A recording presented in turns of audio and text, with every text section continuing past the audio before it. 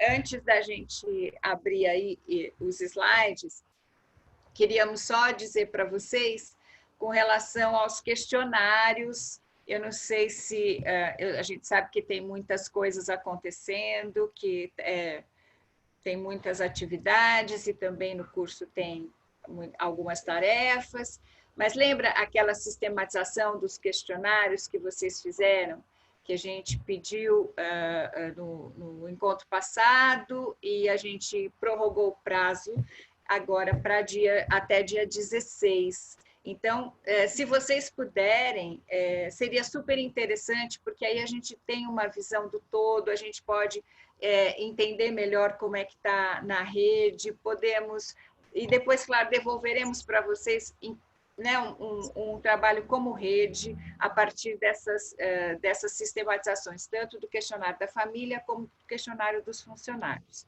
Então, fica aí o recadinho, acho que seria interessante para a gente, se vocês pudessem entrar lá e responder essa sistematização, ok? Então, vamos começar agora. Eu vou compartilhar aqui.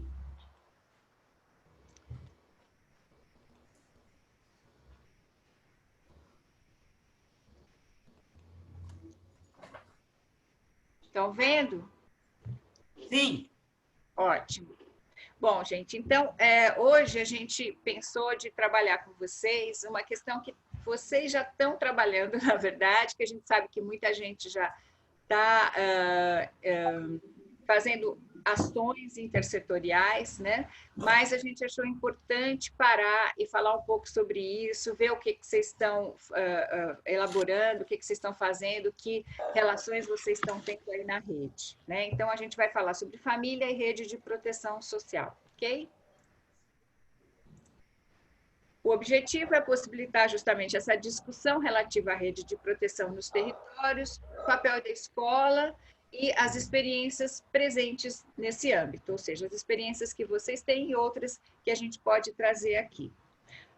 Os conteúdos são família, vulnerabilidade e convívio, diferentes perspectivas ou modos de olhar a família e a rede de proteção. Então, a gente vai ficar com bastante foco nessas questões de família e rede, tá bom? Tudo bem, gente? Bom, a pauta. A gente tem uma ampliação cultural com um artista, um fotógrafo que eu gosto muito, que chama Cláudio Edinger. Depois a gente vai falar sobre família e rede de proteção social no território, a gente vai trazer alguns conceitos e também como articular e como conhecer melhor a rede e propostas de intersetorialidade. E no fim a gente vai encaminhar algumas coisas com vocês, ok? Bom, começamos então com esta foto do Cláudio Edinger. E primeiro a gente trouxe essa foto para homenagear todas as crianças de todas as culturas pelo Dia da Criança, né? Essa criança altiva que nos olha com esse sorriso, meio sorriso nos lábios, né? E com o seu bichinho de estimação, que é uma preguiça, que também nos olha, né? A gente acha essa foto muito, muito linda. E tem também nessa foto um adulto, uma mulher, no fundo, desfocada, né? E que a gente entendeu que, além da questão do Dia das Crianças, e essa foto nos traz muitos elementos para a gente pensar o nosso dia de hoje, né? Pensar na diferença, pensar na criança, pensar na proteção, né? Essa mãe ou essa mulher atrás, não focada, mas que protege, que está olhando. E essa coisa da diferença, né? Um bichinho de estimação ser uma preguiça é bem interessante para nós, bem diferente, né? Então, a gente achou essa foto muito linda, por isso a gente quis começar o nosso dia com ela. E falando nesse fotógrafo, ele tem uma técnica que chama foco seletivo.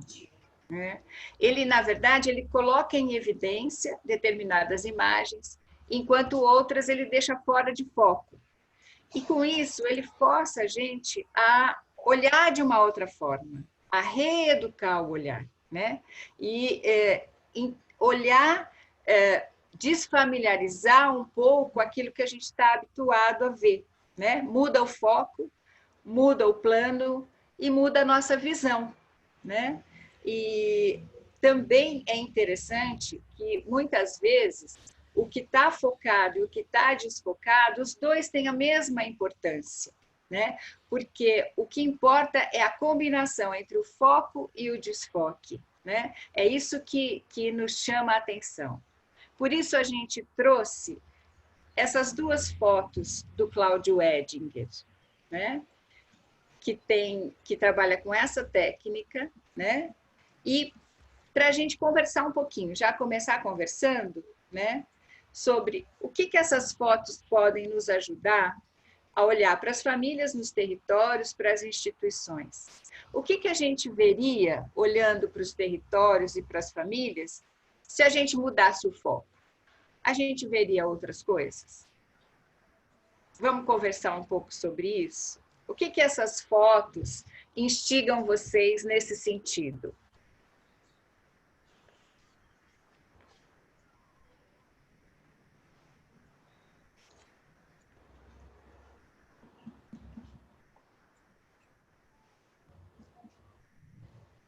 Vocês estão aí?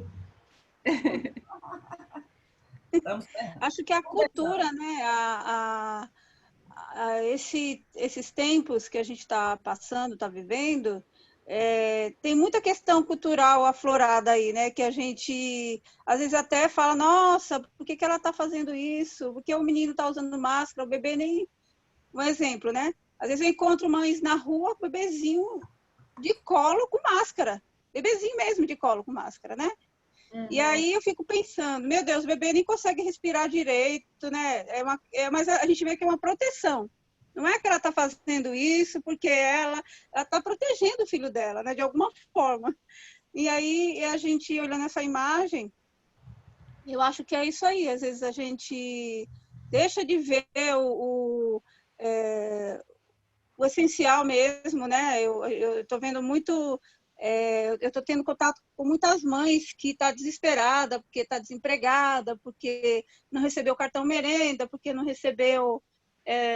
porque a gente, né, parou deu uma diminuída nas cestas básicas, porque como aumentou muito a cesta básica, a gente acabou não recebendo mais as doações que a gente estava recebendo com a frequência que a gente estava. Então, a gente vê todo esse... E também observando as famílias nos grupos, nas atividades que as professoras estão... As propostas que as professoras estão trazendo para as famílias desenvolver com as crianças, a gente vê muito essa questão assim, a mãe, por mais que a gente tente facilitar a vida da família, com materiais acessíveis a ela dentro de casa, ela dá o jeito dela. Ela cria, ela inventa, né? Então ela pega lá, a professora fala, olha, tem aqui essa bolinha, e ela, mas você pode fazer a bolinha de papel. E aí você vê, tem esse prato, e a mãe pega um prato mesmo da casa dela, que ela não tem aquele prato aquela bandejinha de isopor, mas ela pega um prato de plástico e ela faz, sabe assim? Então, é a cultura mesmo, é a gente valorizar e respeitar o que a família traz, o que eles trazem. E aí, essa criança, quando ela voltar para a nossa unidade, ela vai ser... É um outro olhar que a gente vai ter que ter para ela, né? Um olhar de acolhimento, que aí a criança... Não é a mesma criança que a gente vai receber, eu penso. E também não é a mesma família. E nós não seremos os mesmos mais. Então, a gente está refletindo muito isso, né? O pessoal das nossas creches, a gente fez uma reunião recentemente, que a gente foi discutir um protocolo, e a gente foi juntos chegar numa situação pensando até na ideia que vocês nos sugeriram, né? De o que eu posso mudar no meu espaço, né, para receber essa criança. E por mais que a gente tenha as nossas frustrações, que o nosso espaço ele é bem restrito, na medida do possível a gente vai fazer o nosso melhor. Então, acho que essa visão assim, Eu me vejo nessa foto aí dessa mulher com essa bacia na cabeça, porque eu sou nordestina, eu vim para São Paulo num pau de arara, em cima de um caminhão, né, no meio de uns sacos de farinha, e eu nunca esqueço isso. Eu tinha 7 anos de idade. Eu estou me vendo nessa foto, né? Minha família, minha cultura, eu estou me vendo. Então, a gente precisa também ver o outro, né? Tentar ver o outro. Se eu falei demais, quando eu começo a falar, eu não paro mais. Eu só queria dizer uma coisa para a Noélia. Desculpa, Val. Que eu tô com vontade de sair daqui e dar um beijo em você. É muito lindo isso tudo que você fala. Me chama muito a atenção essa coisa de você se identificar com essa foto, porque a questão da migração, né? Eu acho que é tão importante isso que você traz, porque quando a pessoa migra, né? Ela deixa um monte de memória lá atrás, né? É a cultura que muitas vezes ela são objetos, são pessoas, são lugares que ficam, né? E que de repente você pode trazer isso, né? Relembrar isso, trazer elementos da sua cultura para enriquecer tudo isso. Isso que você fala é maravilhoso, me instiga muito essa questão da memória de quem migra, sabe? Eu acho isso muito forte, muito bonito.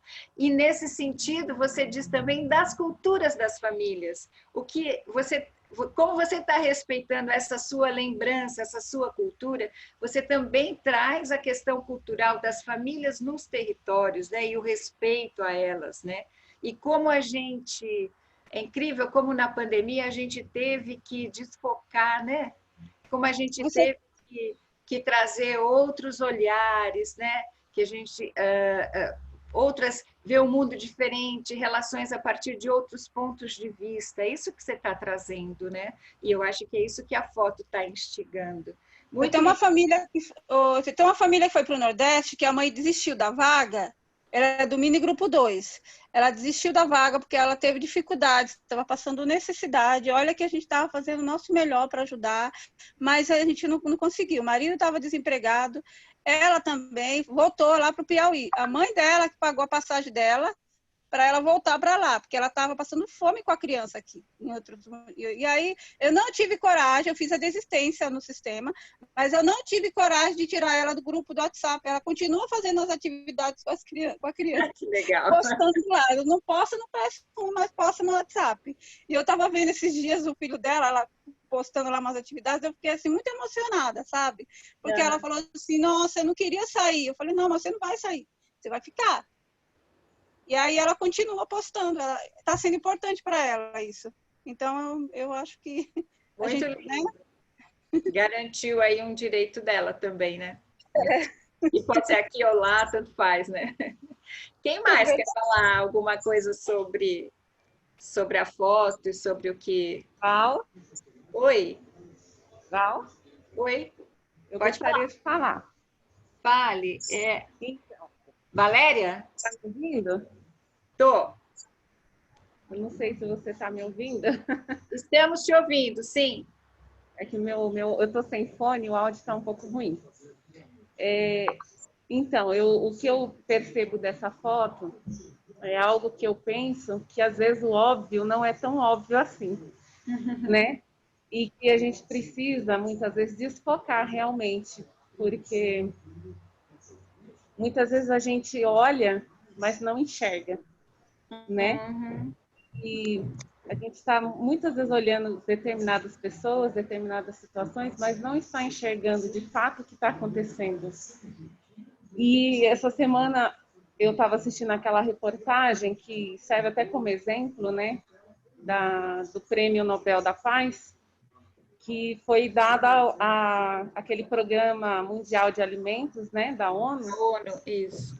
E que eu achei bem interessante. Estava passando uma reportagem de uma família, que eu nem sei se é da mesma reportagem, mas me veio à mente agora, onde o marido era catador de latinha, tinha 5 filhos, eles viviam numa situação bem difícil, né, de pobreza, enfim. Nenhuma criança tinha documento.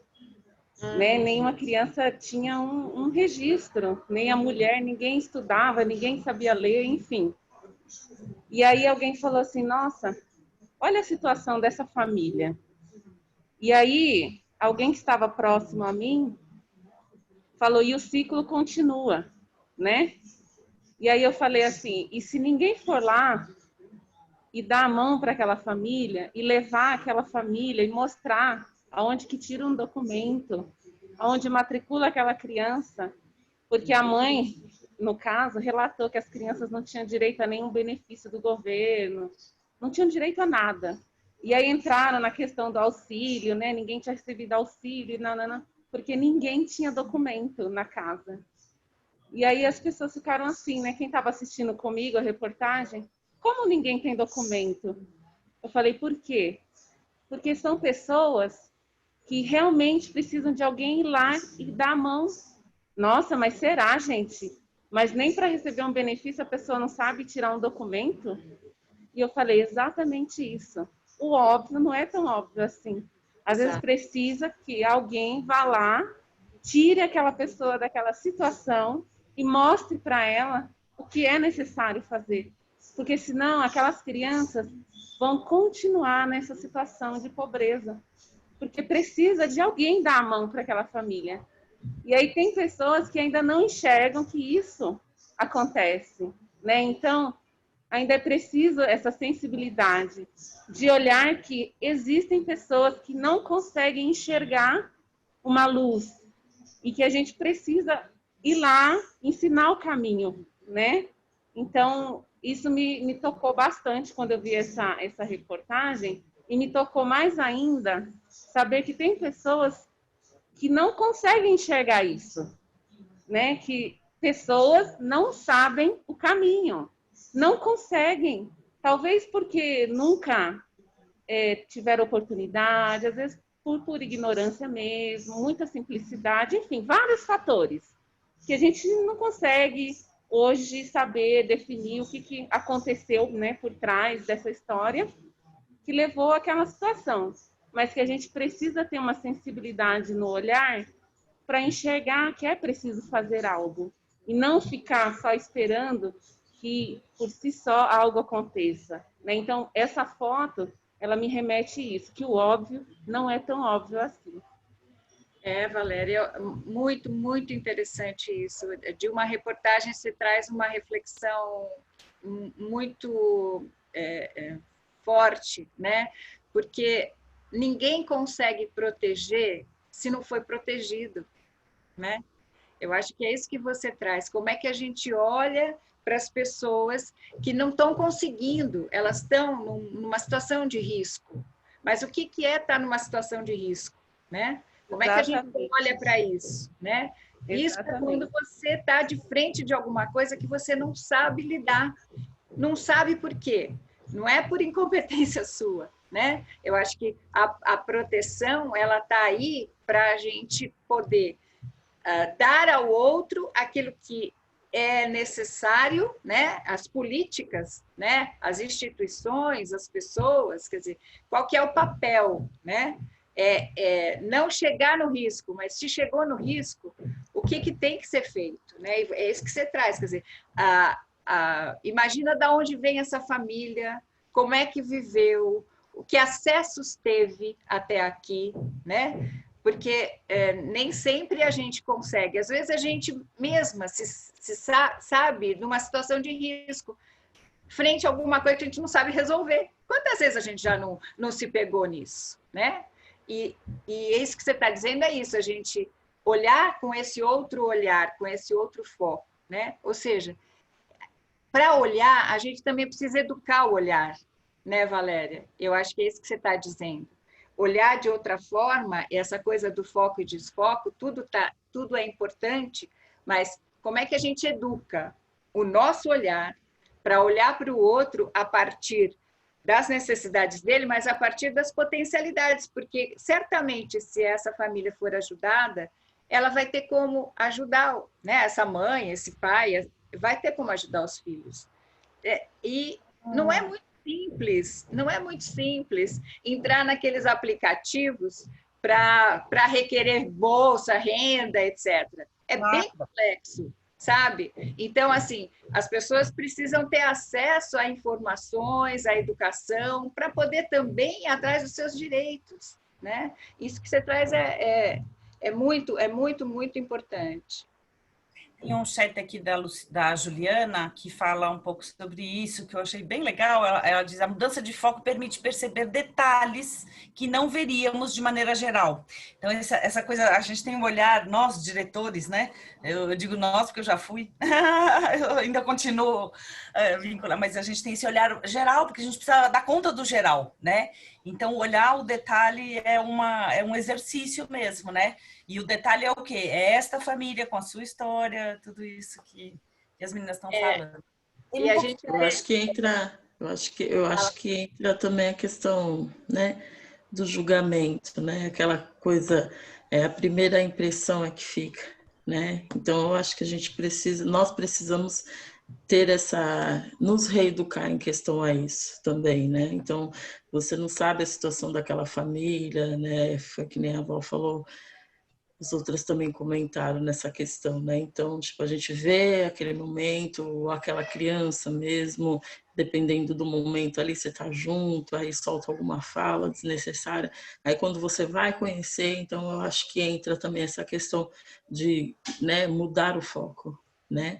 Você tá vendo de uma forma, e quando você conhece mesmo, aí você já muda a sua ideia, né? Aí você vai cair em si. Então, não, opa, peraí, eu preciso me educar enquanto a isso. Então, eu acho que entra muito isso. E assim, a gente sabe que acontece muito no nosso meio, né? Então, nós temos que nos preparar também para isso. Ainda mais agora neste momento que a gente sabe que muitas famílias perderam seus entes queridos, seus empregos, né? Não tem o que colocar na mesa, né? Às vezes não tem uma água para tomar um banho, ou, né? De várias formas, né? Inúmeras formas, se há uma necessidade aí dentro da família. Então, eu acho que também é muita questão do julgamento. Nós precisamos nos reeducar enquanto a isso também. Você está falando isso, Raquel, estou lembrando muito das professoras mandando as atividades ou fazendo propostas para as famílias, né? O quanto a escola olhou diferente para as pessoas, para as famílias e para as crianças quando elas adentram as casas das famílias e veem tanto as carências quanto as possibilidades. E vocês mesmos já falaram aqui, a mãe não tinha, eu vi muito isso, uma proposta de caixas, de empilhar caixas. A mãe pegou o Tupperware, né? Então, são essas... você vê as fissuras, mas você vê as potencialidades também, né? Eu acho que é isso que você está trazendo, né, Raquel? Eu acho que nem esse tempo de pandemia, eu acho que vai mudar muita coisa, né? O pensamento, o sentimento, né? Eu acho que a gente pôde presenciar diversas versões aí das famílias, né? Então acho que a gente vai ter um outro olhar, um outro pensamento. Eu acho que vai mudar muito, né? Eu acho que assim não seria necessário, não precisaria chegar, né, nesse ponto para que nós mudássemos o nosso olhar, né? Mas se aconteceu, eu acho que, né, nos permitiu dar uma chance para poder repensar, né, de inúmeras formas de agir, as ações, os pensamentos, enfim. É isso mesmo. Um chat aqui da Kátia que fala, que vai nesse mesmo sentido da Raquel, que a Raquel trouxe, que eu achei muito importante, como a gente é duro no julgamento, o julgamento moralista em relação à miséria, né? Porque o que a Valéria traz né, condições, e as famílias ficaram com condições muito mais precárias aí nessa questão da pandemia, o que vocês estão nos contando, né? A Kátia diz assim: acho que nos faz pensar sobre a vida, costumes e até dificuldades. A gente faz muito julgamento e quando paramos para perceber o detalhe, realmente muda o olhar. Lindo, né?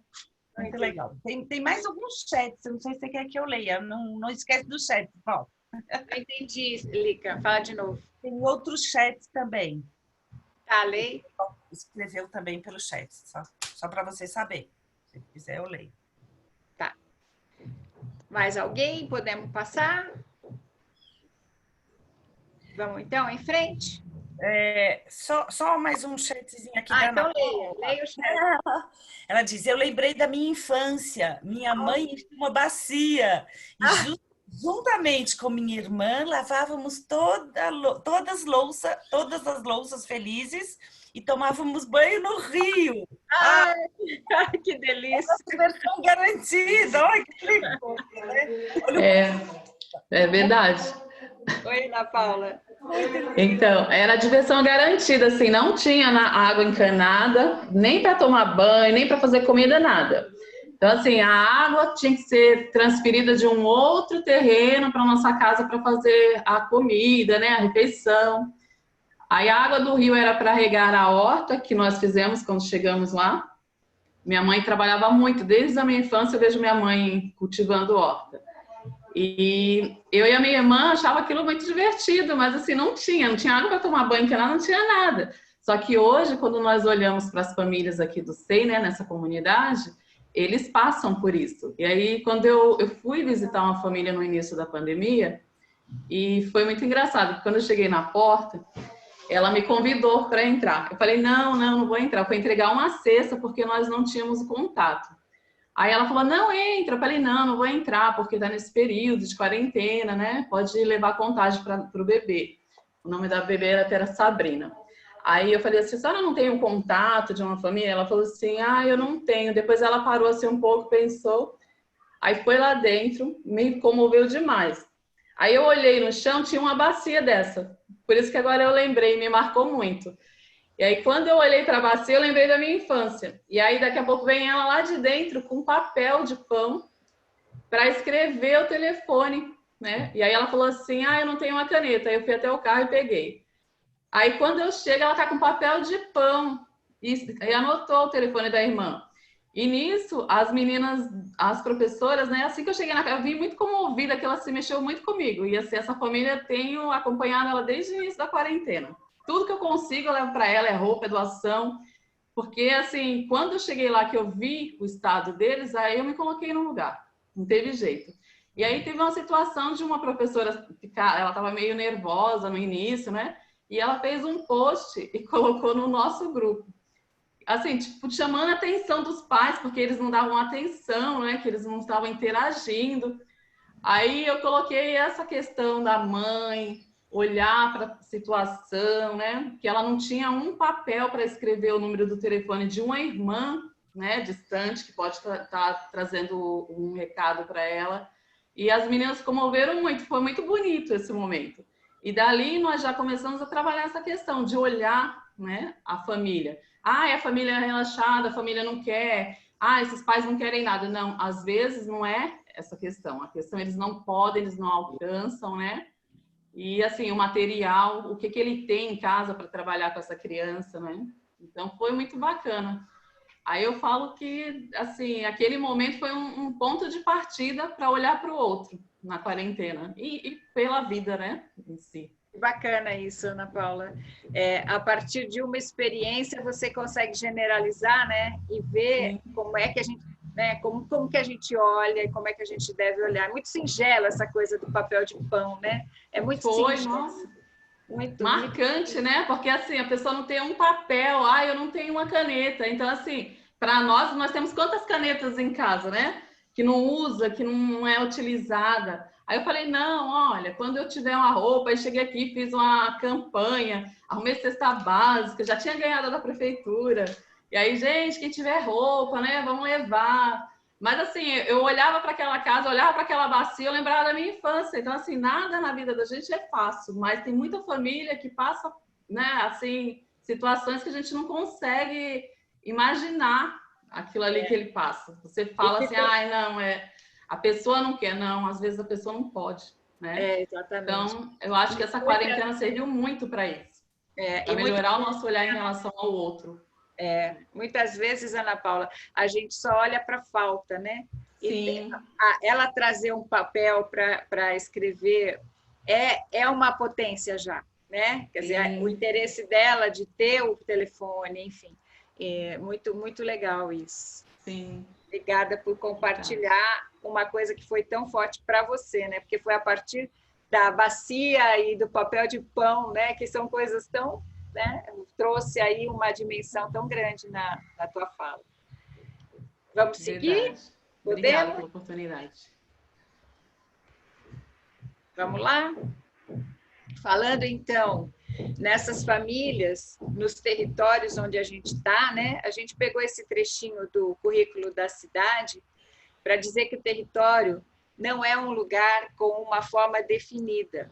Ele é um cenário constantemente renovado por tudo isso que vocês estão trazendo, por todas as famílias, enfim, que estão lá no território, né? Onde as atividades, desde as mais cotidianas até aquelas mais especializadas, são criadas a partir da herança cultural do povo que nele vive, em suas relações e com os processos globais. Puxa vida, eu acho que esse trechinho do currículo da cidade veio a calhar para dar um fechamento em tudo isso que vocês disseram, né?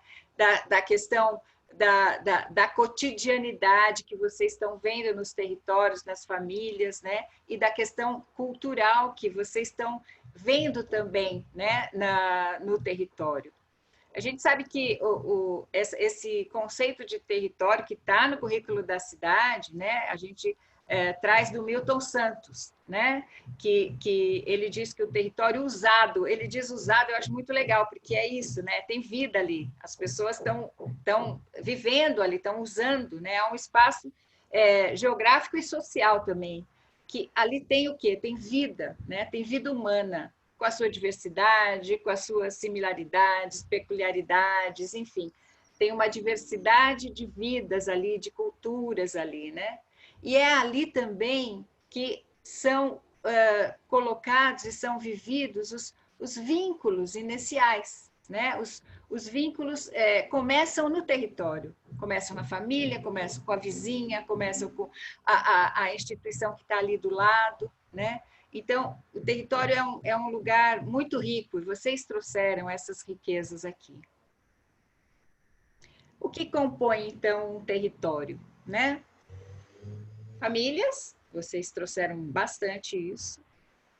Instituições, como as EMEIs e como os SEIs e os CEMEIs, como outras da saúde, formais, informais. Espaços públicos de convivialidade, praças, espaços culturais, né, onde as pessoas convivem, hoje nem tanto, mas está lá no território, esses espaços públicos estão lá, né? Portanto, a gente tem precariedades, necessidades, violência, mas a gente também tem sonhos, lutas, desejos, solidariedade, que é o que vocês trouxeram, né? Portanto, o território ele é um campo de possibilidades, né? É um espaço de forças, onde as pessoas podem ser escutadas. O Milton Santos diz uma coisa que eu acho interessante, que é assim, ele diz que a função do território é fazer falar. Eu acho isso lindo, porque fazer falar é isso, é dar voz para quem não tem voz, dar visibilidade para quem não está visível, né? E tem, eu acho que por baixo disso tudo, a questão do pertencimento, né? O que é pertencer a um território? Eu acho muito lindo esse conceito do Milton Santos, eu acho que ele é muito interessante para nós aqui, né? Tudo que vocês trazem estão ali no território, né? As precariedades, as necessidades, mas também os desejos, a solidariedade, as forças, né? Bom, como a gente diz, para a gente, eu acho que é uma coisa que vocês já sabem, só para a gente tentar amarrar um pouquinho essas questões, né? Então, a gente tem as instituições no território e a gente tem que tentar pensar na reciprocidade dessas relações das instituições no território, né?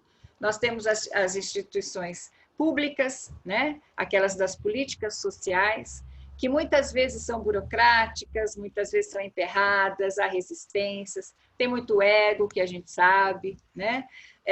Mas tem também uma possibilidade de servir a comunidade, de servir, né? como o SEI serve, como a UBS serve, como o CRAS, apesar de todas as necessidades que também essas instituições têm em função dos recursos, né, de tudo que a gente sabe que as instituições estão vivendo. Mas são serviços especializados, tem conhecimento ali, né? Eu acho que é importante a gente pensar em como lidar com essas questões de resistência e de desacomodar um pouco, né, essas relações. Tem as redes de serviços sociocomunitários, né? São extensões das redes sociais espontâneas, elas nascem da comunidade, né? Então, são associações de bairro, são ligadas à igreja, são entidades comunitárias que têm identidade, que são mais próximas porque foram criadas, nasceram ali na comunidade, a partir das necessidades da comunidade. Então, está muito próximo, é muito orgânica. A gente diz que é muito orgânica essa rede de serviços sociocomunitários, né? Que a gente, na verdade, usa muito, né, agora, nesse momento, né? Distribuição de cesta básica, máscaras, uma série de necessidades que essas redes podem nos auxiliar, né? Tem as redes sociais movimentalistas, que a gente chama, que são aquelas que oxigenam com ideias, com reivindicações o território, né? Elas também são nascidas da comunidade ou na sociedade, não necessariamente no próprio território, mas elas trazem a questão dos direitos, né? Elas são movimentos sociais, elas qualificam, tentam qualificar a vida, melhorar a vida, né? E elas também exercem controle, elas vão entendendo e tentando reivindicar aquilo que é de direito. Elas são muito interessantes, né? Os coletivos, né? É um exemplo, né? Que lutam por direitos, que trazem os saberes da comunidade, são movimentos muito interessantes e muito ricos dentro do próprio território, né? As instituições privadas, claro, o comércio, às vezes a indústria que pode ter no território, né? Que também podem ser acionados em muitos momentos. Eu acho que agora, durante a pandemia, muitos foram acionados, né? E contribuíram com alimentos ou com materiais de construção, enfim, podem ser acionados nesses momentos e podem contribuir também, né? E é claro que vocês já trouxeram bastante a família, né? Que a família não deixa de ser uma rede primária de proteção. É uma rede espontânea, mas é uma rede, faz parte, né, dessa rede de proteção, né? As famílias são uma joia, né, dentro dos territórios, não é verdade? A rede familiar, ela traz significação, ela traz identidade para as pessoas, né? É a rede primeira, onde as pessoas nascem, têm valores, enfim. E por isso que ela precisa ser apoiada para poder fazer esse trabalho que ela tem que fazer, que é de proteção também, né? Tudo bem, gente? Faz sentido isso? Ok? Portanto, a rede de proteção é uma rede de cuidados compartilhados, né? A gente fala tanto aqui em cuidados, o nome do curso tem a ver com cuidado, porque ele está em todos os momentos aqui, e ele está em todas as instituições também. Todas as instituições cuidam, né? Na verdade, é isso. As instituições cuidam. Tem a ver com a necessidade, essa rede, de tecer laços de confiança e solidariedade entre os serviços e a população, né? Então, é uma rede de cuidados compartilhados. Aí, eu acho que vocês já trouxeram coisas interessantes aqui quando a gente começou, né? Mas vamos voltar a pensar um pouquinho mais ainda na questão das famílias, né? Tem esse ditado chinês que eu acho muito interessante, Para tornar algo invisível, é só torná-lo cotidiano. Se a gente pensar nas nossas próprias famílias, não só nas famílias do território, né? O que a gente pode dizer com relação às famílias, tendo por base esse ditado? Queria ouvir um pouco vocês. Que ditado é esse? O que ele traz para nós, né? Para tornar algo invisível, é só torná-lo cotidiano. Vamos continuar aquela conversa do começo. O que vocês acham?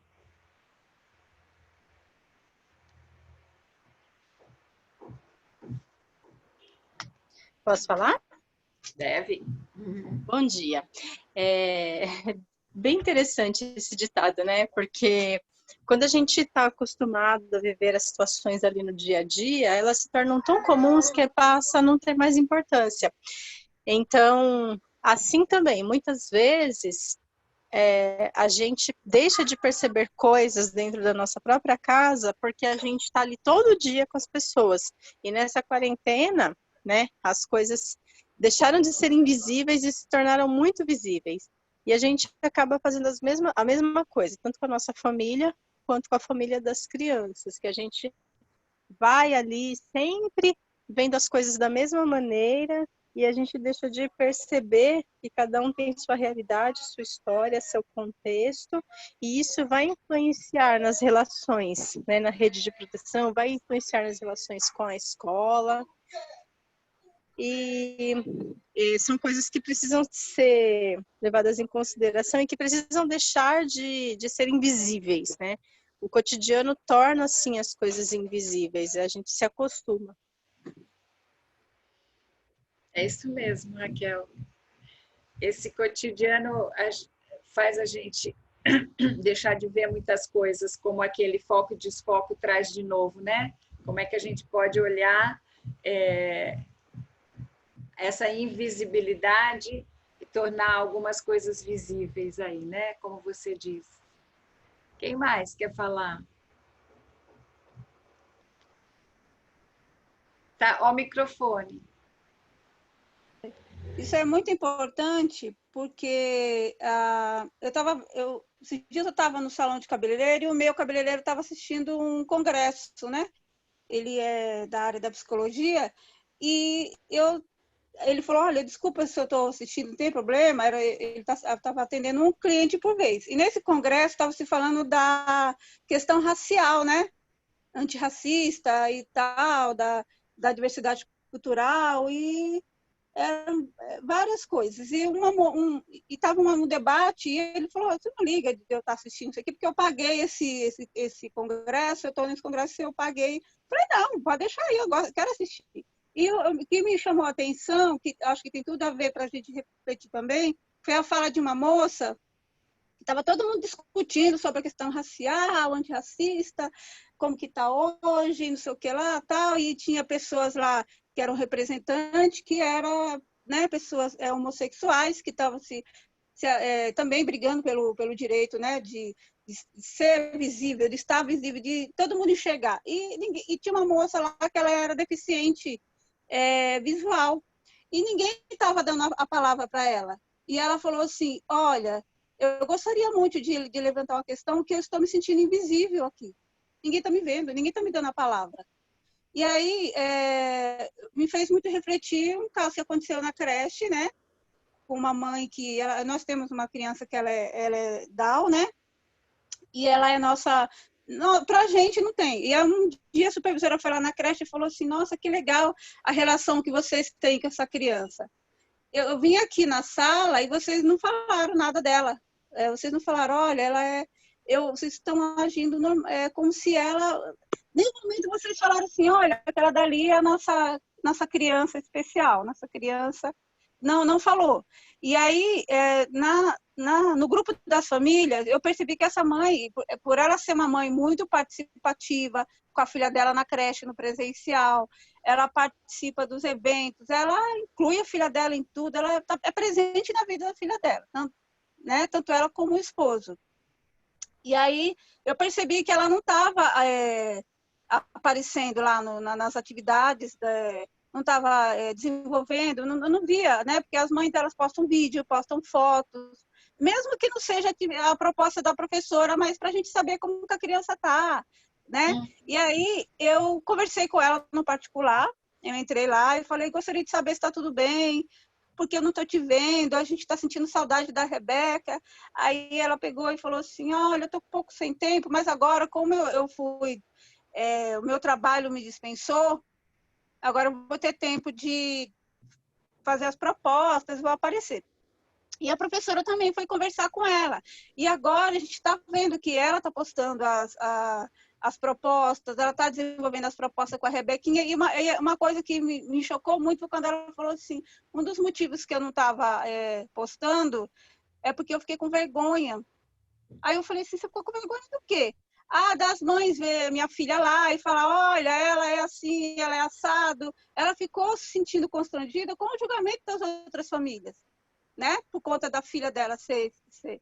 Aí eu falei assim, mas não tem nada a ver. A Rebequinha é nossa aluna, ela faz parte da creche, ela tem que participar. Você não pode esconder, você tem que mostrar a sua filha para todo mundo. E aí, quando ela começou a ver que as mães, né, começou a elogiar as professoras, eu também entrei lá e falei, que legal, que a Rebequinha, tô com saudade. E aí ela perdeu esse medo. E aí agora eu consegui todas as propostas que, independente se ela, mesmo quando ela vai trabalhar, que ela está trabalhando acho 15 dias sim, 15 dias não, ela à noite, o final de semana que ela consegue desenvolver as atividades com a Rebeca. E ela falou que foi um medo bobo dela, de achar que os outros pais iam criticar a filha dela e por ela ser, né, diferente. E eu falei, não, a Rebeca, ela é igual a todas as crianças. Para a gente, nós estamos com saudade dela. E quando ela viu a professora no grupo falando, depois que a Rebeca postou uma mensagem lá, uma foto, ela postou uma foto da Rebeca e um vídeo, aí todo mundo entrou, aí entrou a coordenadora, entrou o diretor, todo mundo no grupo começou a elogiar. Nossa, que legal, que saudade. E as mães também, né? Então ela perdeu, porque eu acho que ela se sentia invisível.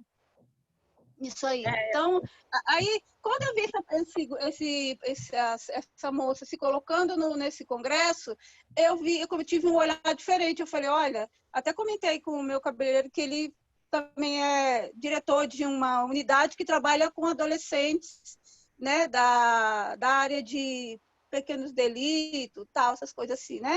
E ele falou assim, nossa, isso aí é legal a gente refletir isso aí, para quando a gente for fazer alguma coisa, uma live, uma reunião de pais, alguma coisa da creche, a gente tem essa preocupação de dar fala para aquela pessoa que está se achando excluída, se sentindo excluída. Então, eu fiquei muito brava mesmo, que a moça falou, nossa, eu estou aqui, eu não enxergo, mas vocês, em nenhum momento, vocês colocaram uma audiodescrição, em nenhum momento vocês pensaram na minha necessidade. Então, eu não estou me sentindo incluída nesse congresso. E aí foi ela sentiu invisível. Então, isso fez a gente refletir sobre a nossa vida na creche, nossas famílias, a visibilidade. Receber esse ditado, ele tem tudo a ver. Tudo a ver. Quando a gente não consegue visualizar o que a colega falou lá, o óbvio para um não é óbvio para todo mundo. Não é o mesmo óbvio. Né? Não tem a mesma lente, a gente não enxerga com a mesma lente. Você traz uma dimensão interessante que é a dos nossos próprios preconceitos, né? O quanto a gente não olha, não percebe, né? Porque a gente tem preconceitos e esse preconceito nos faz ver de uma forma. A gente tem que tirar esse invisível para questionar os nossos próprios preconceitos, para poder olhar o outro, né? Porque tudo que é assim, parece que é muito familiar, parece que é muito naturalizado, é tudo muito naturalizado. A gente tem que desnaturalizar as questões, tanto de preconceitos raciais, homofóbicos, contra a mulher, contra a pobreza, né? Para poder olhar de uma outra forma, né? Porque aquilo que fica muito naturalizado parece que não, tudo bem, imagina, não é imagina. Eu lembro que uma vez conversando com um pessoal que estava trabalhando a questão racial, uma negra disse: vocês brancos têm que fazer uma coisa, têm que ser chatos. tem que questionar tudo que vocês veem como meio desconfiam que possa ser, né? Eu lembro que há não muito tempo eu falei para uma pessoa, eu nunca mais vou falar criado mudo na minha vida, né?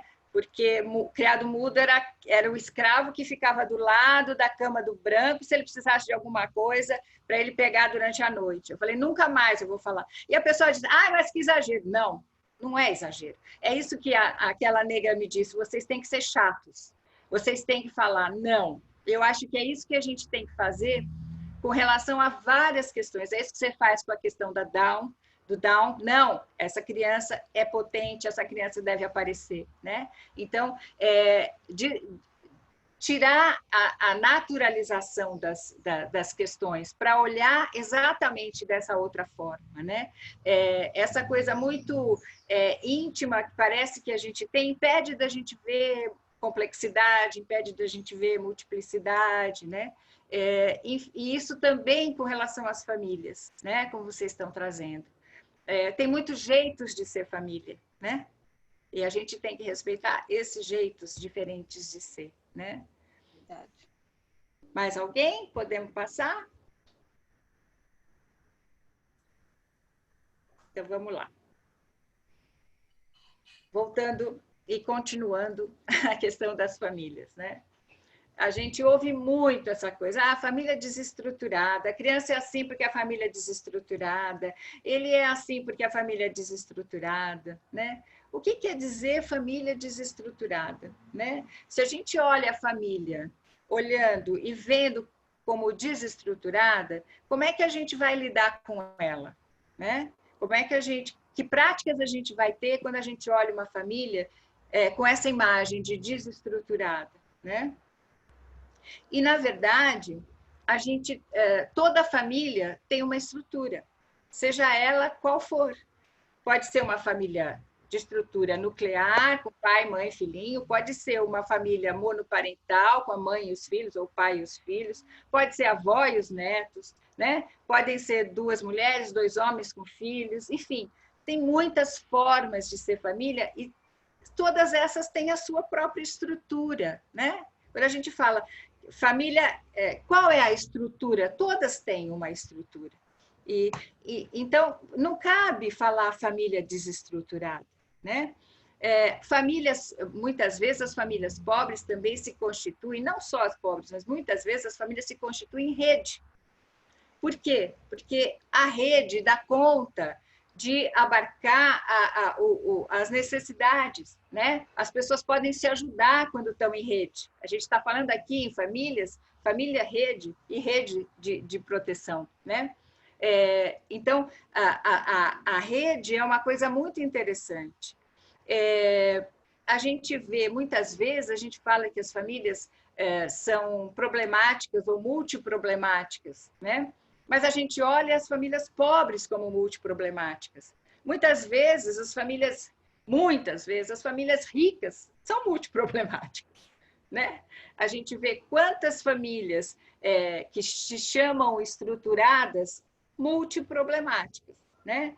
Questões as mais variadas, de relacionamento, de drogas, de violência. A gente tem isso, as famílias têm isso, elas têm as suas coisas maravilhosas e têm as suas fissuras, têm os seus problemas, né?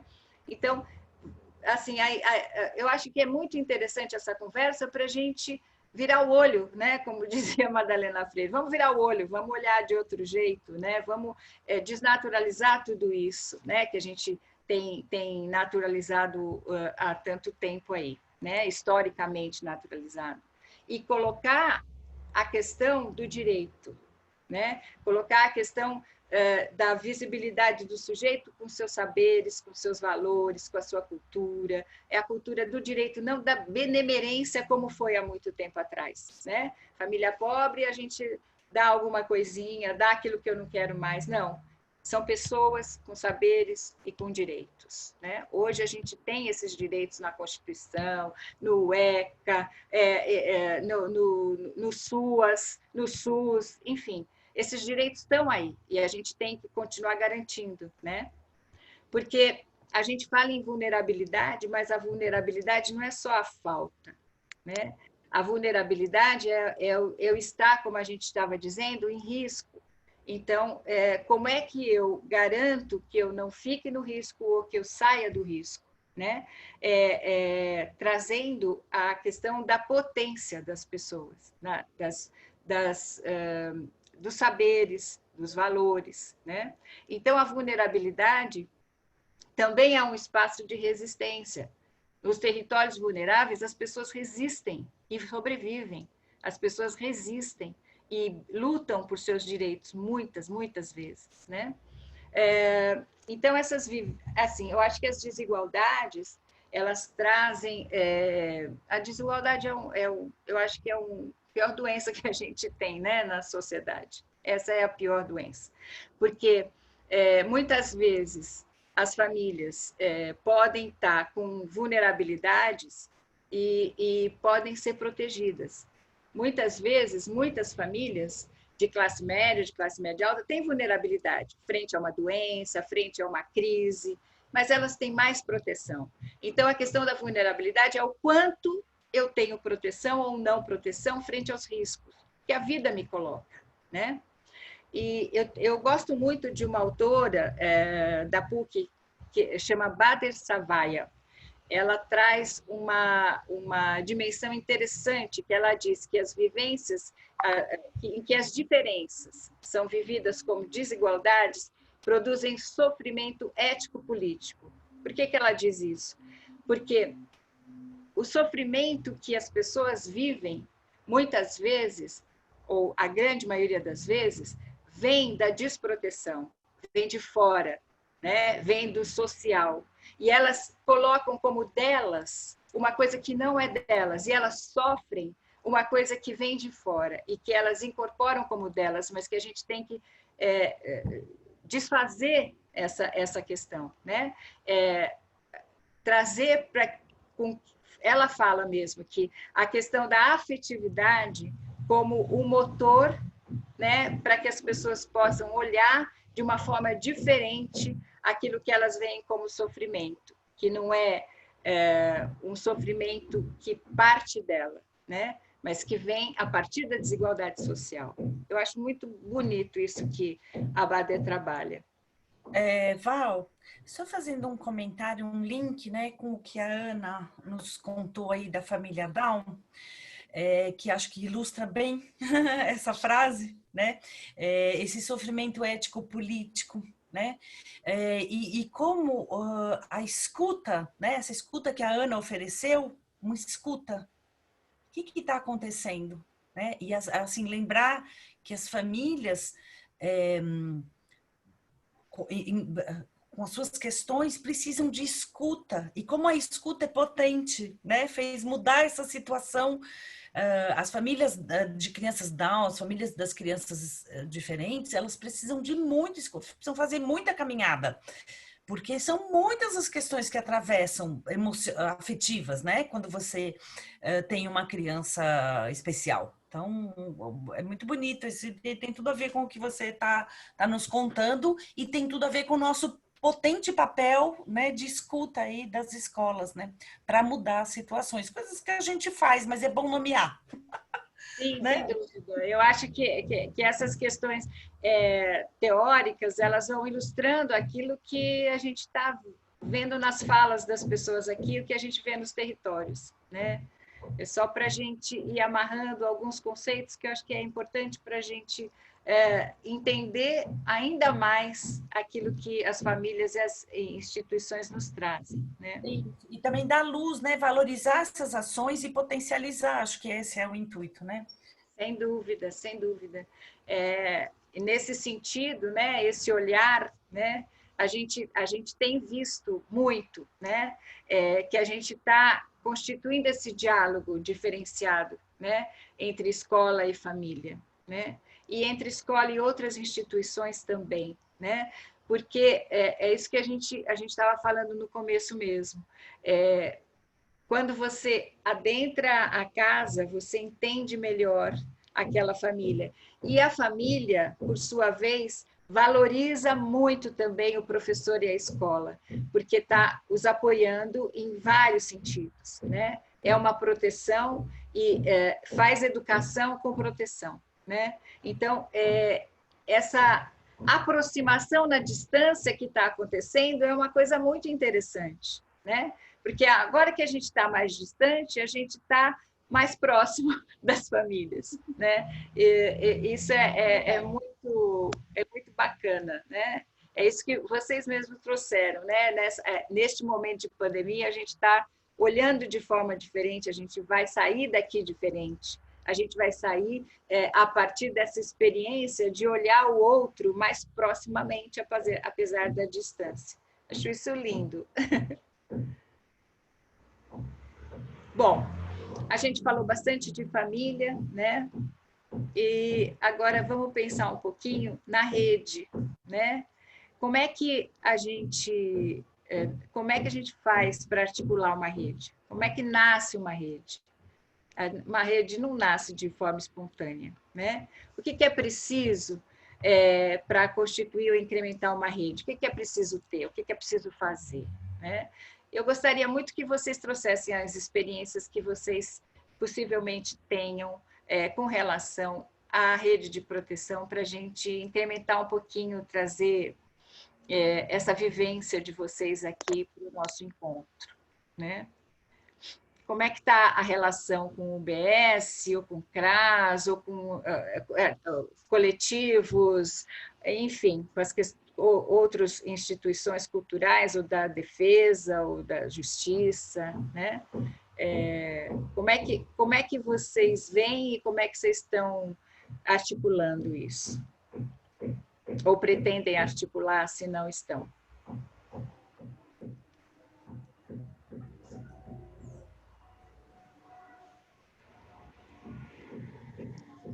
Ninguém vai falar? Eu evito falar porque eu falo demais. Eu fico esperando as companheiras falar. Falem, companheiras. Se eu for falar, eu vou atropelar vocês. Então, já que ninguém falou, eu vou falar um pouquinho. Nós, aqui no Seis Girassol, o que está acontecendo é uma coisa bem interessante. A UNAS, ela tem um projeto que se chama Violência que Não Entra, né?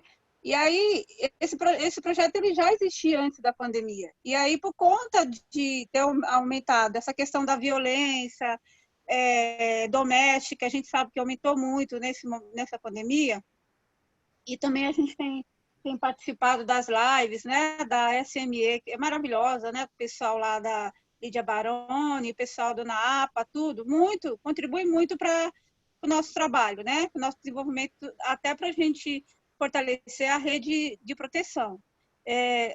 A UNAS, ela grava vídeos, né, lá do projeto, informativo, educativo, para a gente divulgar para as famílias, né? E está sendo legal. E as professoras estão fazendo propostas de falar um pouco com toda a delicadeza, com todo o respeito, como que a gente precisa conversar com a nossa criança, né? Para não deixar tocar nas partes, né? Então, assim, muito legal essa questão que as professoras estão trazendo para as famílias. E a gente percebe que as famílias estão acolhendo, né, essas mensagens. Elas falam, nossa, que legal falar desse assunto, tal. E nosso contato com as UBS está sendo, por enquanto, mais de a gente se preparar para o retorno. Por exemplo, sexta-feira a gente recebeu, né, semana passada, um e-mail da Secretaria Municipal de Educação que a gente ia, todos os funcionários precisavam passar pelo teste da Covid, né? Ser testado. E aí o pessoal da UBS, que era responsável pelo Girassol, que atendia do território da Girassol, era o UBS Dela Mare, porque a gente estava num prédio do lado da UBS. E aí, quando a gente mudou de endereço para o Sacomã, para a Estrada das Lágrimas, a gente continuou tendo contato com o pessoal da Dela Mare, mas o pessoal da UBS Sacomã também estava prestando o serviço para a parceria com a Girassol. A auxiliar de saúde, a enfermeira, auxiliar de saúde da creche, né, sempre está acompanhando a questão das vacinas das crianças, as vacinas dos funcionários, e aí a gente sentou, a equipe gestora da creche, para a gente ter esse olhar quando a gente voltar o retorno da creche, porque a gente sabe que as pesquisas mostram que, por conta da pandemia, as vacinas, principais vacinas, as vacinas de campanha, muitas crianças não tomaram, porque as mães ficaram com medo da contaminação. E uma das coisas que a gente já colocou como prioridade do retorno das crianças, inclusive a gente já está fazendo a ponte com a UBS, com outras redes, né, UBS, a gente fazer também parcerias com os EMEIs próximos, né, de interação, para a gente pegar ideias, sugestões, para a gente prestar a melhor assistência possível, assistência, né, proteção para essa família que está voltando. Porque uma coisa que a gente já colocou no como prioridade é fazer um diagnóstico com essa família, quando ela voltar, né? Seja os 20%, seja 30%, seja todo mundo, a gente fazer um diagnóstico com a família, pegar todas as carteirinhas, verificar como que está a situação da criança, se ela está com a carteirinha de vacina atualizada, para a gente fazer essa ponte e garantir que a criança tenha essa rede aí, né, seja atendida pela UBS como prioridade, né, para que ela volte num retorno seguro, imunizada, né? Então, a gente está tendo essa preocupação de tá já no nosso planejamento que a gente fez, né? Inclusive, a gente já está construindo e acrescentando no nosso PPP. A supervisora chamou de PPP pandêmico. Eu achei super interessante isso, né? Porque é um PPP diferente, um PPP vivo, né? Do que a gente está vivendo, do que a gente está fazendo, o que a gente está garantindo para as famílias, o que a gente está garantindo para as crianças, né? Esse retorno. Não só no momento que ainda não retornou, que está tudo no online, mas o que a gente está garantindo de proteção para essa família. Então, uma das coisas que a gente está articulando é a questão das carteirinhas de vacina, de ver a questão, muitos bebês que entraram na creche apenas fizeram a matrícula e nem chegou a frequentar a creche. Foi muito do início. E esses bebês ficavam e teve criança que teve a primeira semana de adaptação, ficava no bebê conforto, que era um bebezinho de B1 que, né, ainda não andava, tudo, estava um pouco no bebê conforto. Esses bebês estão todos correndo, voando, andando. Já cresceram, né? São outras crianças, né? São outras crianças. Então, essa é uma prioridade, que a gente está pensando nesse sentido. Todos os funcionários já passaram pela imunização, pelo teste do Covid, aí a SME mandou um documento que eu percebi, eu ainda não sei como que vai ser feito isso, sobre a questão da criança também ser testada, né? Porque o secretário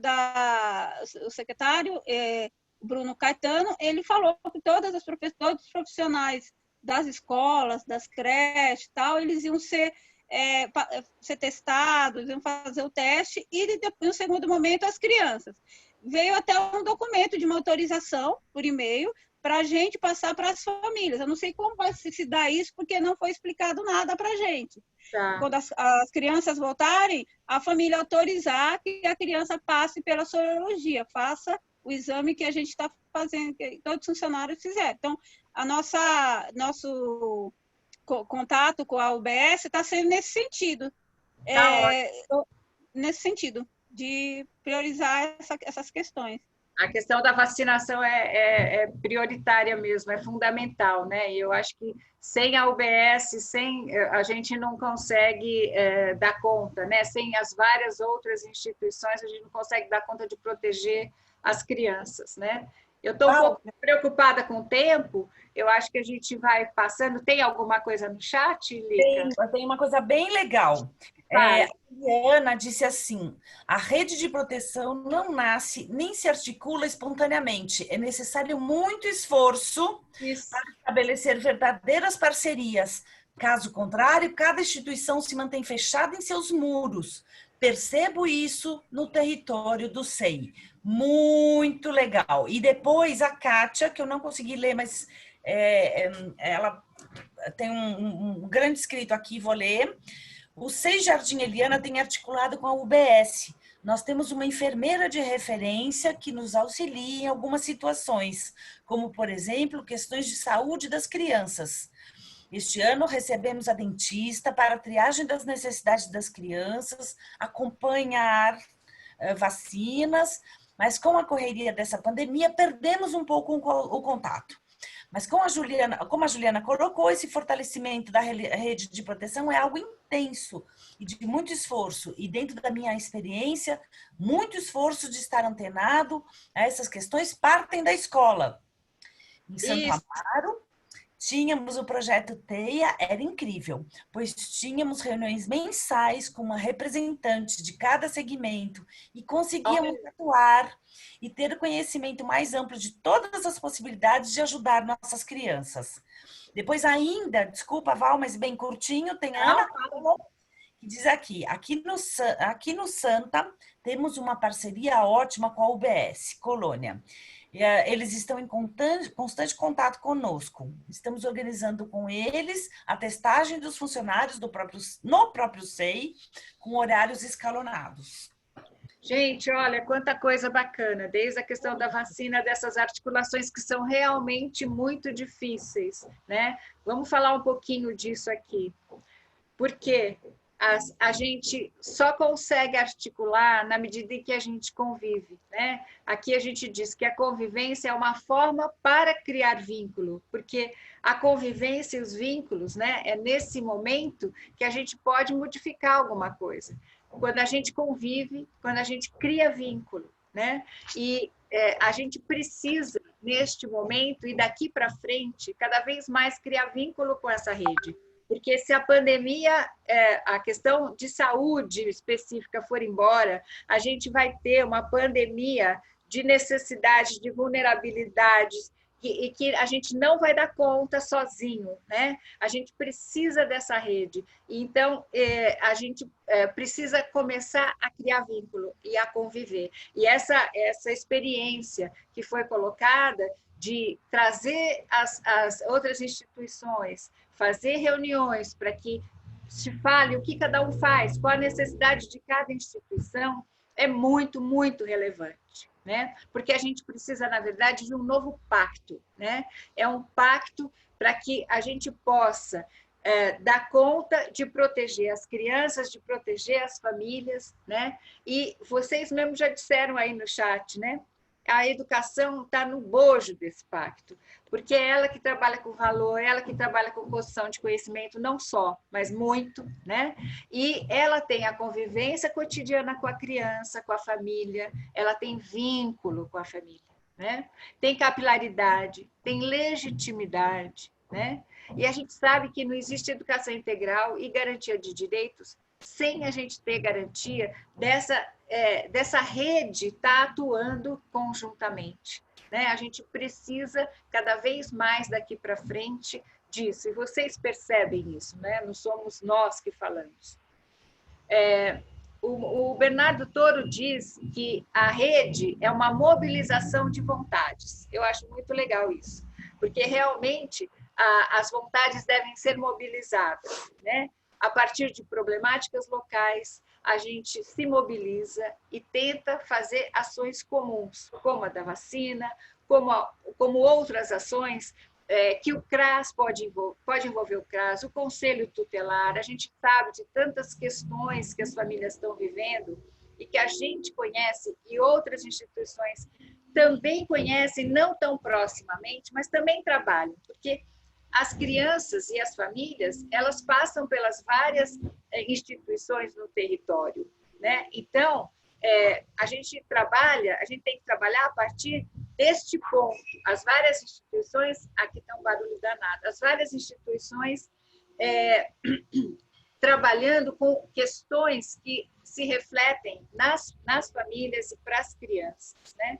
Como é que a gente pode iniciar ações pontuais, que é isso que vocês disseram. Chamar alguém para a nossa reunião do comitê, alguém da saúde, para falar quais são as necessidades, que ações eles estão fazendo, como é que a gente pode agir junto. Chamar alguém do CRAS, como é que eles estão atuando, que necessidades eles têm, como é que a gente também pode ajudá-los, né? A gente sabe, a saúde e o CRAS, por exemplo, são instituições que vão nas casas das pessoas, que visitam as famílias, né? Como é que a gente pode levar questões, trazer questões das famílias junto, né? Usando essa rede, usando por exemplo, uma questão muito interessante que a gente tem falado, que tem visto, que é o uso de máscara, por exemplo. As pessoas não usam a máscara direito, as pessoas não têm a máscara. Como é que a gente pode mobilizar todas essas instituições que devem interessar a todos, né? Usar máscara é um interesse de todos, né? Como é que a gente pode fazer uma ação conjunta em relação a isso, por exemplo? Né? Como é que a gente negocia objetivos comuns, como é que a gente consensua, não é fácil, a gente sabe, tem muito ego, tem muito engessamento, mas acho que assim, a gente tem que ir furando esses cercos a partir de coisas pequenas, muitas vezes, para criar interesses comuns, ações comuns e construir conhecimento junto, né? É isso que a gente pode fazer nesse momento, porque as questões dos territórios, elas vão construindo políticas públicas, na medida em que a gente vai atuando intersetorialmente, né? Por exemplo, quando no começo da pandemia as famílias recebiam aquele cartão merenda, eram só as famílias que recebiam a renda cidadã ou Bolsa Família, né? A partir de relatórios que vocês foram mandando, foram reportando tudo à secretaria, o que aconteceu? Estendeu para todas as famílias, né, das crianças matriculadas. Isso é uma ação do território que pode virar uma política, né? Que virou, na verdade, um benefício para mais. Então, depende muito dessas ações no território. Estou falando muito, mas é que eu estou... tem vários exemplos, né? A Lica vai contar para a gente um pouquinho de Amparo. Então, é uma ação muito simples essa, que eu acho que dá o exemplo, mas ao mesmo tempo de grande visibilidade, né? Era uma EMEI e eles fizeram uma árvore de máscara. E ali tinha um bilhetinho sobre o uso correto das máscaras, né? Feito em parceria ali com a UBS local, que ajudou a escrever esse texto. Então, uma ação simplérrima, né? Que responde a uma necessidade, mas que cria isso que a Val está querendo, que trouxe aqui, né? Essa ideia da convivência, né? De fazer uma ação em cima de uma necessidade identificada, que era as famílias não têm máscara ou as famílias não sabem usar as máscaras corretamente, então vamos fazer um evento, né? Uma ação simples que gera sinergia, né? Bom, e a favela de Paraisópolis, que eu acho que, assim, ela teve bastante na mídia, a gente está com pouco tempo, não cabe a gente falar, mas todo mundo sabe que Paraisópolis, né, que sofreu aquela coisa absurda, né, porque às vezes as ações nascem também de coisas dramáticas, né, que foi aquela coisa com os jovens lá na festa e tal, dos policiais, aquela coisa absurda, e a favela Paraisópolis tem muitos recursos, muita organização, todo mundo conhece, eles estão na mídia há muitos anos, mas aqui, na pandemia, eles reagiram de forma muito eficiente. E eu acho que o que tem para iluminar essa experiência, além de toda a experiência em si, mas eles fazem parte de um grupo dos 10, né? Ou não sei como eles chamam, F10, qualquer coisa assim, que reúne as grandes favelas do Brasil, e eles puderam exportar essa experiência, estar em contato com as outras grandes favelas brasileiras em outras cidades, exportando essa tecnologia social, porque aqui a gente está falando disso, né? Enfim, só passando rapidamente aí, porque ela está bastante na mídia, né? De pequenas a grandes experiências, né? É possível, essa é a questão, é possível fazer, né? Obrigada, Lica. Então, pensando nisso, a gente gostaria de falar um pouquinho para vocês com relação ao território. Quer dizer, se a gente tem um mapa do território, a gente não tem ainda o território, a gente ainda não conhece o território. Tem uma frase de um matemático muito antigo, já de 33, né? Que ele diz que o mapa não é o território, que a mente humana só é capaz de perceber... Só um minutinho, gente. Parte do todo, tá dando. Que tem coisa em cima aqui. Volta que eu leio aqui, eu consigo ver. Ops, você voltou tudo. Parte do todo, dando sentido ao mundo de acordo com as experiências vivenciadas, constituída pela leitura, cultura, linguagem, crenças, valores, interesses e suposições. É um pouco isso que a gente remete sempre ao começo, né? A mente humana vê um pedaço, como nas fotos a gente vê um pedaço e não vê o outro, né? Então, como é que a gente constitui, como é que a gente constrói um território ou conhece o território a partir do mapa? Aí a gente ficou pensando que talvez fosse interessante uma proposta como esta, né? Construir um mapa do território com as suas instituições no entorno da escola, né? Então, você localiza a escola, você localiza as praças, você localiza o centro, a UBS, você localiza outras instituições, e, a partir daí, essa construção desse mapa, que é muito simples, a partir do Google, né? Do Google Map, você pode pegar esse trecho do mapa e começar a identificar o que o próprio Google te dá, e depois, né? Deixa eu passar aqui.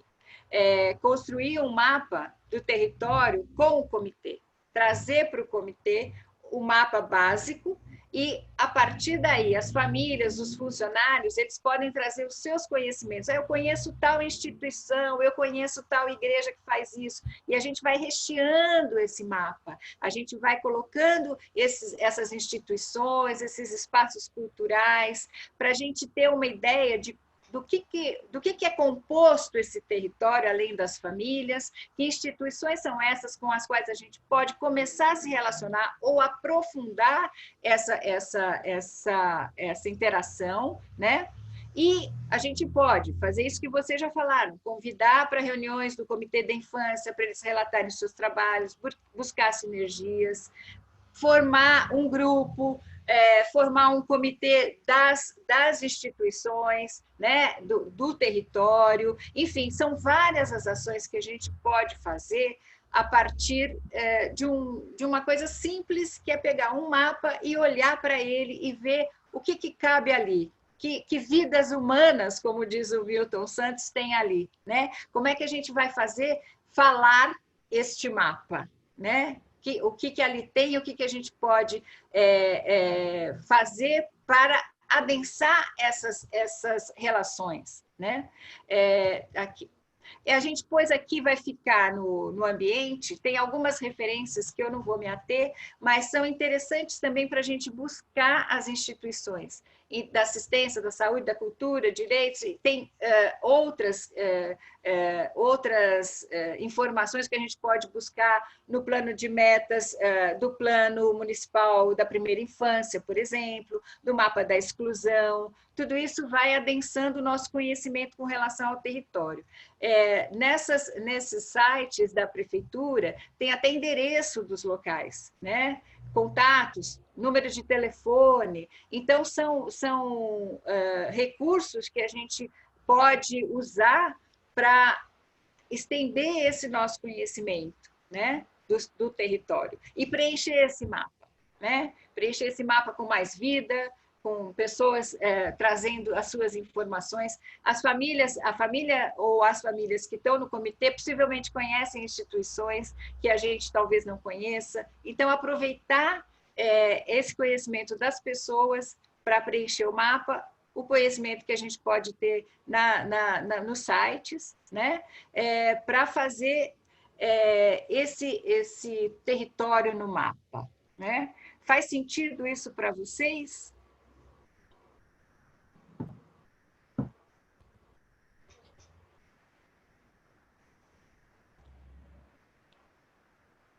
Vocês acham que essa é uma estratégia interessante? Pode ser? Uhum. Ok.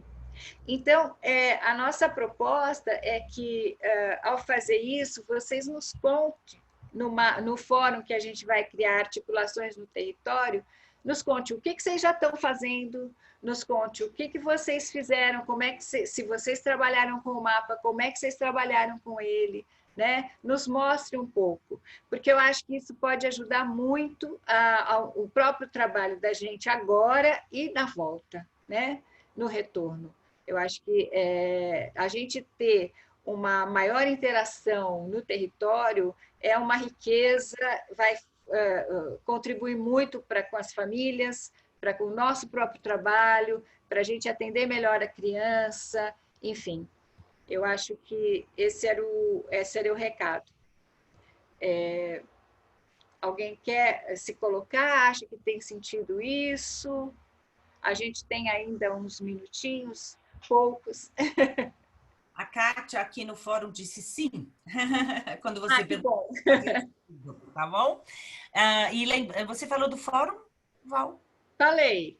Quer né? reforçar? Quer forçar? Não, assim, vocês já realizam ações, né? A gente acha uma riqueza isso que vocês trouxeram aqui, e uma experiência ilumina a outra. Então, alguém falou aí de teia, eu achei muito legal.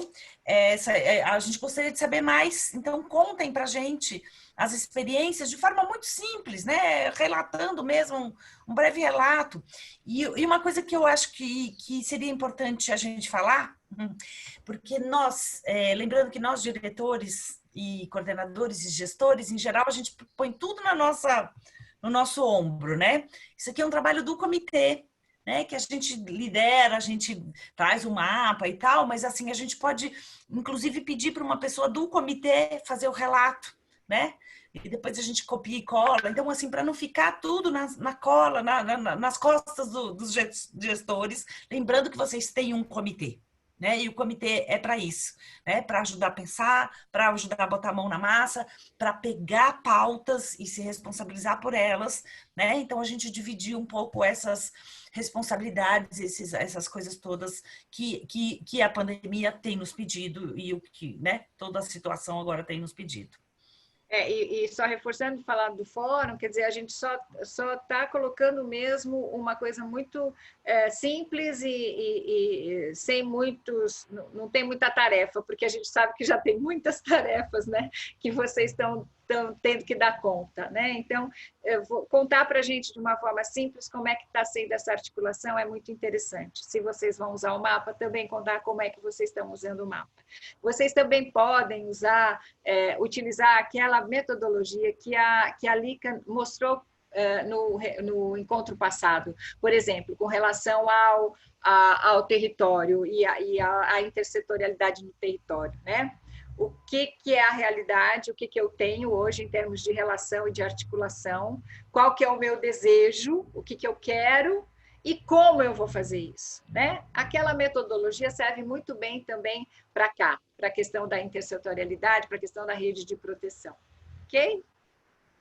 A Ana Paula está dizendo aqui, ó, pode passar o slide. Que delícia estar com vocês. Encontro nos sentimos mais potencializadas e munidas de belas dicas. Muita gratidão sempre pela bela formação. Abraços. Feliz Dia dos Professores a todos. A equipe Centro Social. Muito bom, muito obrigada.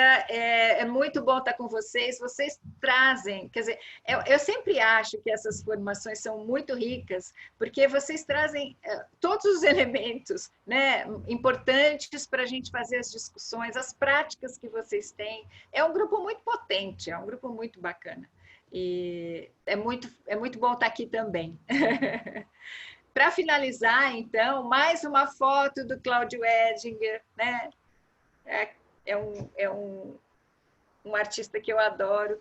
Ele nasceu no Rio em 52, portanto ele é vivo, está aí fazendo foto, tem um monte de coisa na internet para quem quiser ver mais.